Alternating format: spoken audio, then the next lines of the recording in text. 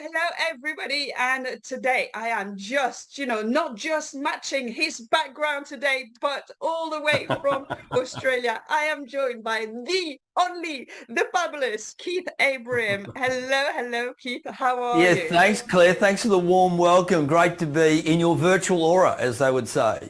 Yeah. You know, isn't just something really incredible. And I know you've done a lot of work yourself actually as a keynote speaker during the pandemic Yes. to become a global virtual speaker. That was one of the Yes. big things, I think. Do you find this has really moved? I mean, we're going straight into it there now. We're Yeah. just going Yeah. Why straight not? into Why it. not? Why not get started? Yeah, absolutely, Claire. Well. So I've been a professional presenter for the last 26 years. I've spoken in 39 different countries to 1.7 million people, written 5 best-selling books published in 12 different languages.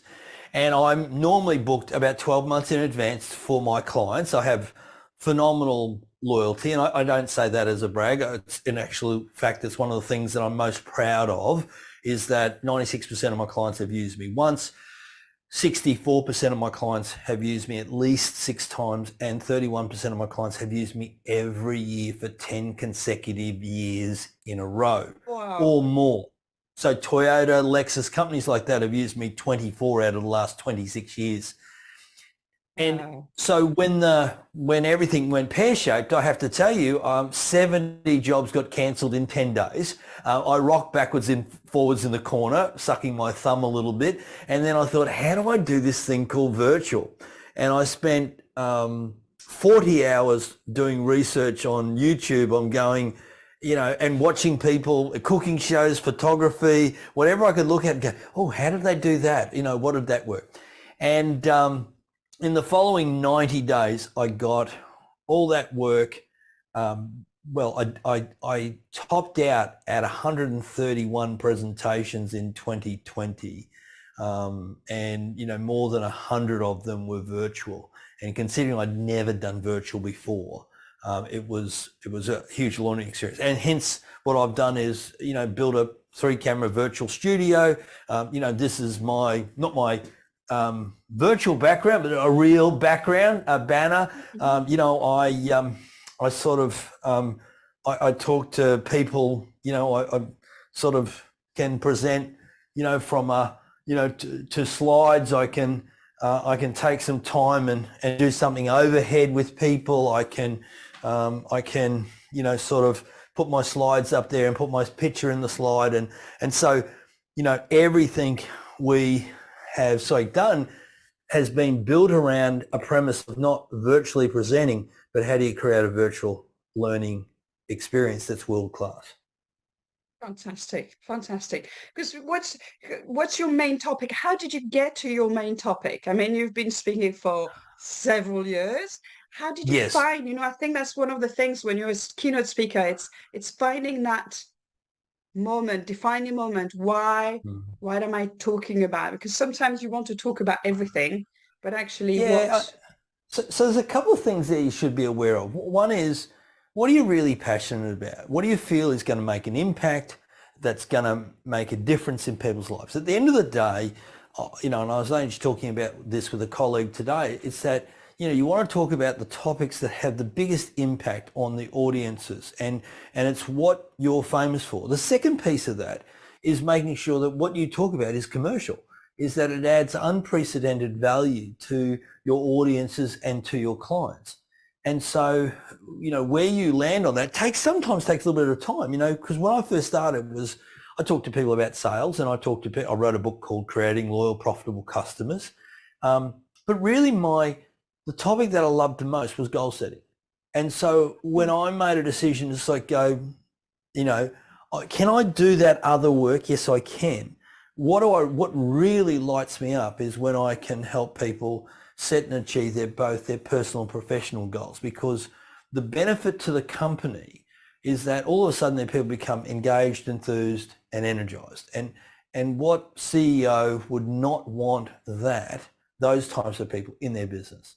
And that's the question I often say when I'm mentoring speakers is, what's on the other side of your topic? because we all fall in love with our content, we all fall in love with our topic, but it's really what's on the other side of our topic, and that's what the client buys. It's really interesting, Keith. I have to admit, I've read your, is it your latest book about $1 million Yeah, the $1 keynote Million speaker? Speaker Playbook. Yeah, good. I'm glad you read And that. And actually, this is why we're here today. I read the book in August after you did one of the VSAI Yes. presentation, and I've read the book this summer.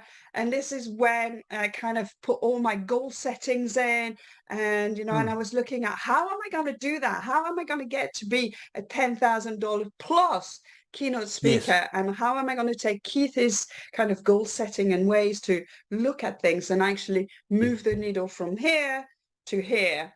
And it was Yes. really powerful once you're really focusing on that, because I think there's a few things that you always talk about, not necessarily as a keynote speaker, but as goal setting, and I'm guessing with your clients. Can you just give us Yes. some of the kind of really powerful goal setting tips that you're telling people? Yeah. Firstly, the real key to goal setting is, and so many people, Claire, have, they talk about SMART goals, specific, measurable, obtainable, realistic, tangible, and they work for companies, but they don't work for people, because you and I are emotional creatures. And unless you have an emotional, a mental, and a physical connection to your goal, you'll never truly be compelled, connected, or committed to it. And why do we need to do that? So we'll do the uncomfortable, the inconvenient, and the unknown.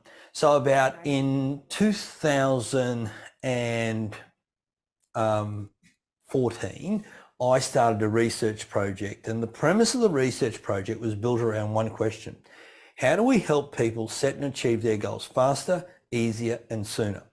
And of course, when you get a chance to present to 1.6 million people, 1.7 million people now, you have some very deep and meaningful conversations with high achievers. And those conversations, what always come up is when I ask the question, so when you achieved that goal, how did you feel? And of course, people would talk about the feeling in such a connected, compelling way. And what got me starting to think about it is, you know what?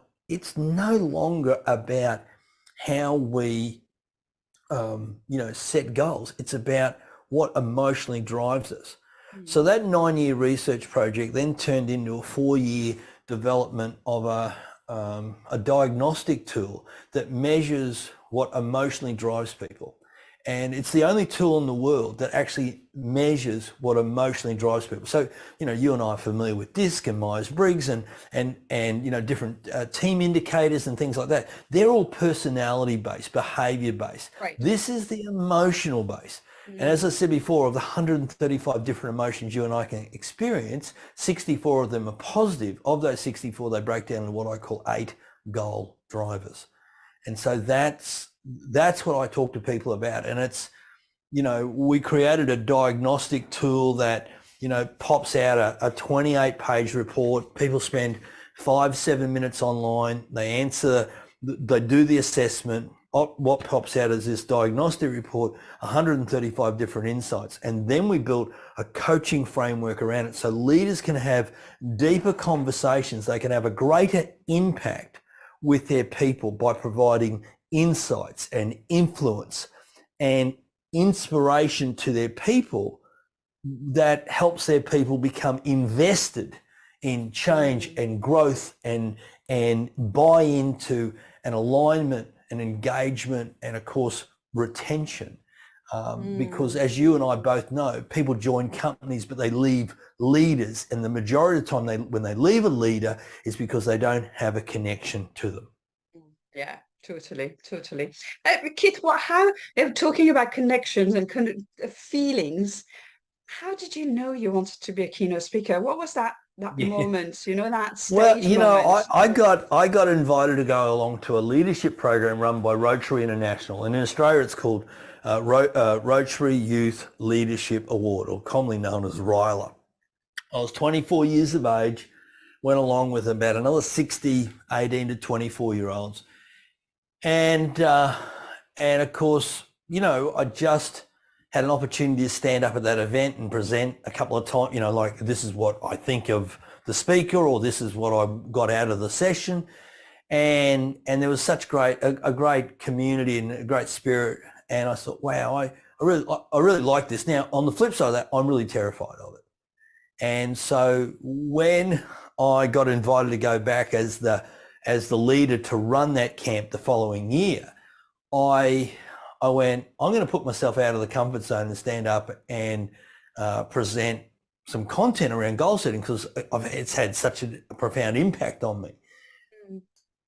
And I got wonderful feedback, but more importantly, there was a sense that I was making a difference. And that truly lit a spark in me personally that said, I want to do some more of this. And then as time went by, I did more and more presentations for free and, for different, in different associations that I was involved in and things like that. And when an opportunity came up that I partnered with a guy to create a youth development program that we sold into, corporates, and I was running and I was facilitating that program, I sort of went, wow, I'm really enjoying this. And then that just took on a journey of, I became a trainer in an organization, and then my next step was, well, I'll go and do this for myself. And I started doing it for myself. And of course that was 26 years ago. And, I said to my wife when we first started, she said, how do you think we're going to go? And I said, I don't know. But, what's the worst thing that can happen? I'll get a real job. And haven't had to have a real job yet. So it's been super. Yes, I think that real job thing, it's it's always a conversation I'm having with my mother anyway. Yeah. But I think also, Claire, most people don't get what we do. And until, until I took my parents along, and my brother to a seminar that I'd organised here in Brisbane, and there was 300 people at it, and they were sitting in the front row, and they went, wow. I mean, my mum and dad were always proud of me, but they saw me in a different light, because they thought, wow, he's doing something that he loves, that he's good at, that he makes a difference in, and, we see him as joyful. And I think one of the challenges is some people go, what, people pay you to speak in front of people? Yeah, because, I don't know, I've never added up the money that I've been able to generate for clients because of the ideas and concepts, or the amount of time they've been able to save, or the greater collaboration. I can share with you just one client I worked with a couple of years back, and a company with 15,000 people. I only work with 57 of those people. Okay. And in a 9-month period, they generated 11.6 million pounds sterling of additional revenue on top of their day job. And wow. Wow. And that's one client that I've worked with over the last 26 years. Yeah, that certainly is measuring success, right? It's one way to do it. Yeah, absolutely. How do you get, so I think that's that kind of moving the needles as well for a keynote speaker. What would you think of that? How do we move the needle from like being a $5,000 keynote speaker to 10,000 keynote speaker? Do you know there's a big gap, I think, between the two? Yeah. Plus, 100%. 100%. I ran a workshop for the Professional Speakers Association here in Australia, and it was how to become the $10,000 speaker. This is 20 years ago. Okay. Because I wasn't a $10,000 speaker. And I run this workshop because I thought, well, if I'm going to do that, how do I do that? And if I can share something here with you, Claire, let me get to a slide. Can I do something like this and do something like that? There we go. I reckon there's 3 things that you have to master as a professional speaker. Here's the first one. You got to build your profile. See, if you don't have, which means you got to be really clear on who's your prospect. You got to be really clear on how you position yourself. So you got to become the go-to person for what. And you've got to have a process that consistently markets you into your ideal clients. And then the next piece of the puzzle is really around, okay, having those conversations or discovery, having those conversations with people about what you do and how best you can add value. And then from that conversation, you then sort of go, okay, how do I convert that? And more importantly, being consistent in staying in touch with people when they're not doing business with you. And then the final piece of the puzzle is your presentation remarkable? Is it referable? And does it generate recurring bookings? Yeah. Now, you ask me the question, how do you become a $10,000 speaker? Master those three areas. Master those three areas. And in mastering those three areas, one of the things that you might want to do, I'll just turn myself off here, one of the things that you might want to start to do is, and so doing all that, here's the next piece of the puzzle. Get results. Get results for your clients, get the testimonials, get the feedback, do the debriefing, and of course, what you start to do is you build your belief, and you build your belief that you're worthy. I don't have a challenge in asking for the fees that I ask for, because I know that the value that I deliver far outweighs what they pay me.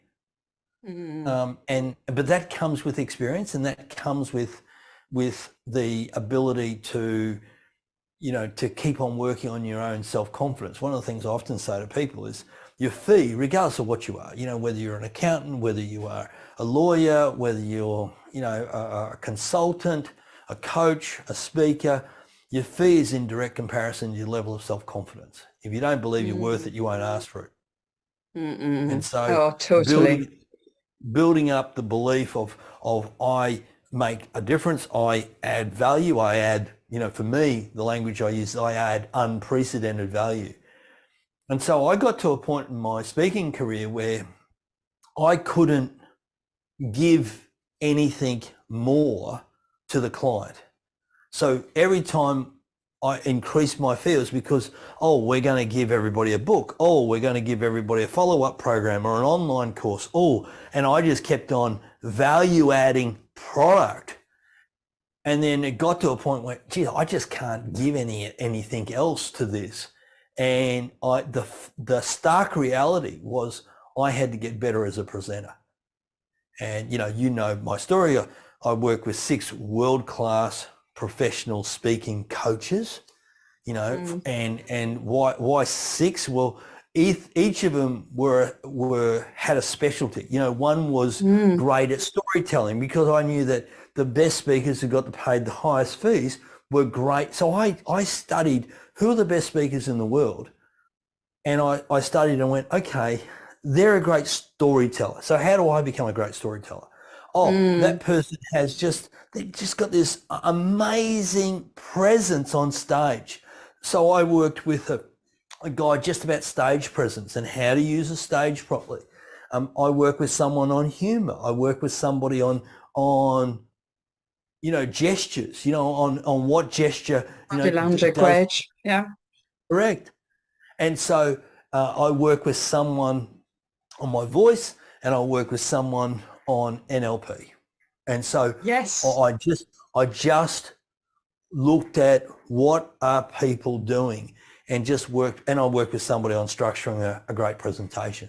So, content. I think one of the challenge, one of the things that I see is that a lot of speakers don't treat the speaking business as a business, which means they don't invest in engaging, engaging great coaches, engaging people to take them to the next level.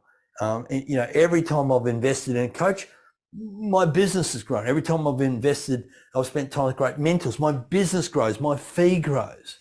And this is what a lot of people are not commercially astute enough to do in their business. And look, it can be really easy for someone to say, it's okay for you, Keith, you've been doing it for 26 years and your fee's up there. But I invested in going to conferences. I invested, Right. what could I, what could I afford for my own development? And when you think of it, if you're doing, I mean, I will, so basically, from year 2 or year 3, I did 100 conferences a year. And even if you're doing 100 conferences a year and it's $3,000, or 100 conferences and $5,000, it's 100 conferences, it's $7,000. You got enough money to invest in yourself. Yeah, But and I think that's the thing as well. It's always that evolvement, isn't it? How do we, looking further and thinking forward, and because that's why we get booked for as well. It's that thought leadership, right? And we need to think ahead as well. And you're going to stand up in front of the audience and say, well, you need to change and you need to evolve and you need to, to become a better leader, and you need to invest in yourself, whether it be a book or a workshop or a coach. And you can't stand up and do that and not do it yourself. I had some guy, speak. So I want to be a $10,000 speaker. I said, okay, well, you're going to need a coach. And but I don't want to spend that money on a coach. I'd rather keep that money in my pocket and put it in my home loan. Okay, well, I trust your home's going to help you become a better speaker. All the best. I mean, it's just. So that's what you do as well now, Keith, isn't it? You've got a group of keynote speakers and you master them. And is it like a mastermind group as well? Yeah, it's mastermind and one-on-one coaching and in-person events. And I'm just reshaped that, Claire. One of my great speaker buddies is a guy called Andrew Griffith, who's a wonderful presenter and built a great business and very cut from the same cloth as me. So in August, we ran a 4-day intensive in Hobart, and we had 26 speakers come along, and it was, transformational. We'll do that again next year at the end of May. And people get a chance to, and we, over those 4 days, we cover four topics. How do you attract? How do you convert? How do you deliver? And how do you scale your business? And everybody walks away with a very rock solid 90-day plan, and they get mentored by Andrew and I during the course of the 4 days.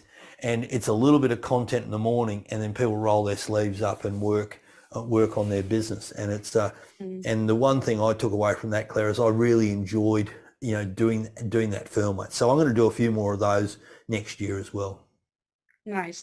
So if anybody wants to know a little bit more about, do you have like a mailing list where can they go and yeah, they can just send me an email and we'll put them on our list. So the email is really simple: Keith, Keith, Abraham, abraham.com.au. And so just reach out to me. I do some things with some other speakers, like I'm running a 2-day sales and marketing speaker summit in Noosa with Amanda Stevens, who's just a guru at everything to do with marketing. She's probably Australia's #1 most booked female speaker. So Amanda and I are great mates. I need to speak to her. Yeah, and you know what? She's got a wonderful program, Claire. She's got a program around how that she helps you with your whole marketing plan and everything like that. It's a wonderful program. A number of my speakers that I've mentored and coached work with Amanda. So and she creates the lumpy mail campaign and creates the unique competitive edge for you and stuff like that, because we're all too close to it, by the way. But I mean, if anybody wants to kind of get started and get to know you, your book is on Amazon, yeah? Oh yeah, no, I'll just once again email me and I'll send you a link to it. It's one of those little best kept secrets, Claire, and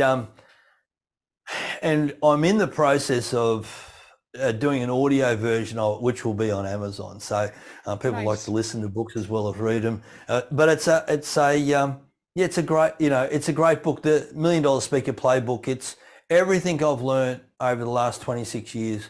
And I've always wanted to write that book, never had the time to do it. And then with COVID, even though I completed my diagnostic tool. I, still did 130 presentations a year. I had time to write that book because I was at home. I was just not on planes. I mean, it was unbelievable the amount of work I churned out during that time, and still went to the gym, walked the dog, had dinner with my wife, my two daughters, had breakfast with them, had lunch with them. It was just, phenomenal.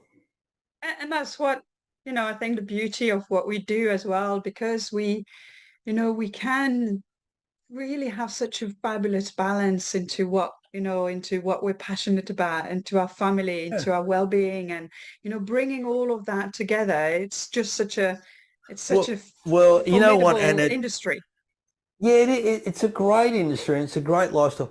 I mean, my girls, so I've been to 39 different countries, but my two girls have been to 24 different countries.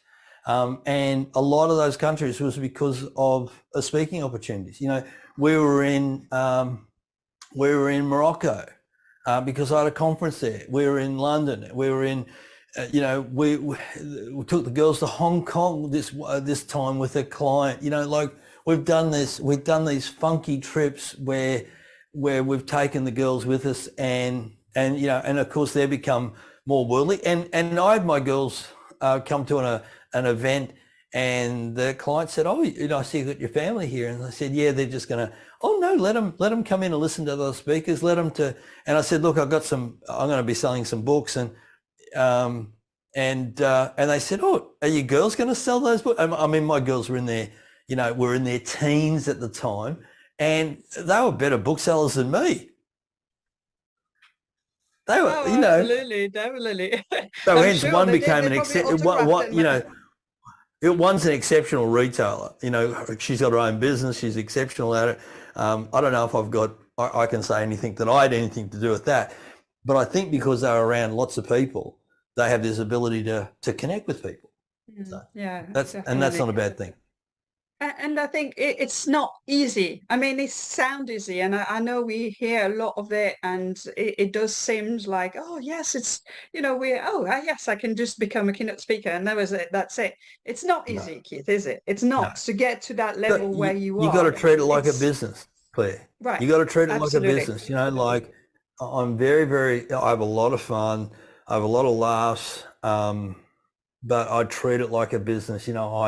I still reach out to clients. I've had client appointments today, and and I'm working on 2024. I'm working on pitching my diagnostic tool into 100 different companies at the moment, and you treat it like a business, and hence it gives you a full-time business rewards for it. But I think that's the thing. People. I had a conversation with a speaker today and said, "Oh, it's a bit patchy." I said, well, "Okay, have you been reaching out to your clients? Have you been, sending the 7 text messages?" "Oh, no, I haven't been doing that." "Well, that's what's patchy." And I got another client. There's a lady I mentor, and she contacted me about the 15th of last month, and she said, "Keith, I just have done my first $100,000 month." And she said, "It's the 14th. I'm not done yet. We're not done yet." And you know why? Because 3 months ago, I said to her, contact 7 clients a day, do that consistently for the next 3 months, and your schedule will be full. Okay, so that was my question. I was going to ask you 3 main tips, 3 things that really going to move the needle if they do that. So this one is the first one. I knew you were going to ask that one, or I was going to just plug that one in because I started doing that as well. So number 1, definitely. And it makes a difference. So definitely that. The second thing is connect with people in your speaker association. Definitely get around a community of people who will lift you up and get what you do.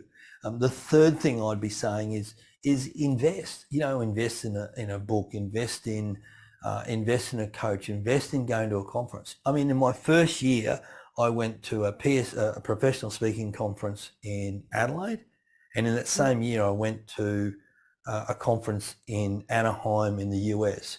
And I got to tell you, that accelerated, that 10x'd my business, because at that time I was the $1,500 a day speaker, trainer. Mhm.